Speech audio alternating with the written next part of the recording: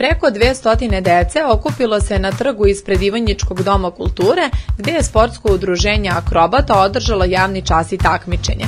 Mladi gimnastičari uzrasta od 4 do 16 godina prvo su pokazali svoje akrobatske veštine, a potom su se takmičili u dve discipline, izdržaj u stavu na šakama i hodanje u stavu na šakama.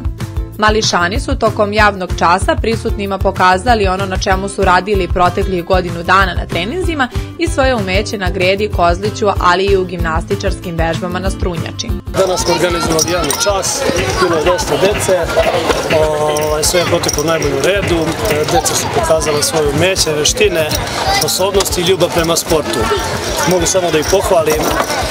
Naše mlade sportiste opštine Ivanjica, koje nam uvek osvetljaju obavezu na svim sportskim dešavanjima, eto pa i danas, kako drugarstvom, fair playom,